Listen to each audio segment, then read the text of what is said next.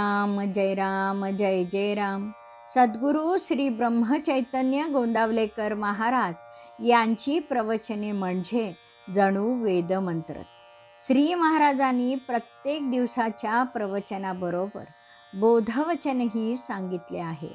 या बोधवचनांचा विस्तार एक तत्वनाम या पुस्तकात लीलया स्पष्ट केला आहे. लेखक आहेत रामभक्त श्री राम भ कुलकर्णी. या श्री रामनाम मंत्रित पुस्तकातील आजच्या बोधवचनाचे अभिवाचन मी डॉक्टर सौ शिल्पा कुलकर्णी तुम्हा सर्व भक्तांना सादर नमस्कार करून करीत आहे. आज दिनांक 2 जानेवारी. आजचे बोधवचन.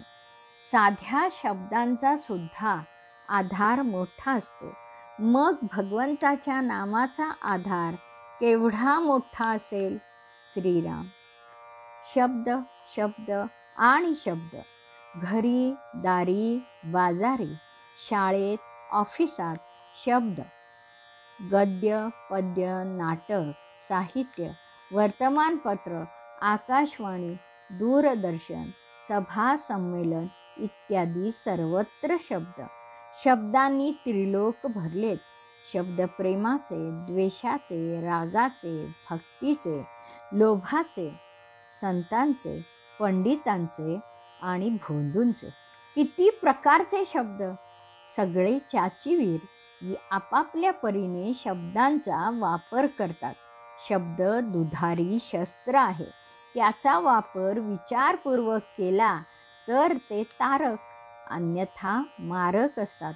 सत्यम ब्रूयात प्रियम ब्रूयात न ब्रूयात सत्यम अप्रियम असं शास्त्रवचन आहे. साधा शब्दही कधी कधी मोठा आधार असतो. खूप अभ्यास करून परीक्षेला चाललेला विद्यार्थी धास्तावलेला असतो. जाताना आईला नमस्कार करतो.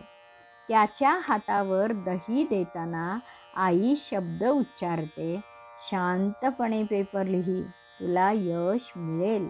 हे शब्द ऐकल्यावर मुलाचा ताण हलका होतो. आयुष्यात असे अनेक प्रसंग येतात, त्यावेळी प्रेमाचे शब्द बळ देतात. शब्द कोणाच्या तोंडून बाहेर पडतात याला खूप महत्त्व आहे.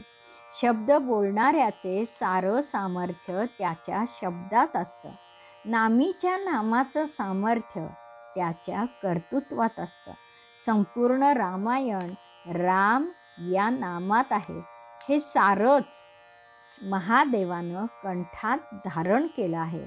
त्याप्रमाणे शब्दांचं सामर्थ्य तो शब्द उच्चारणाऱ्याचं असतं. हा वृक्ष तू मुळासकट उपटशील असं रामानं हनुमंताला सांगितलं. ते शब्द रामाचे होते.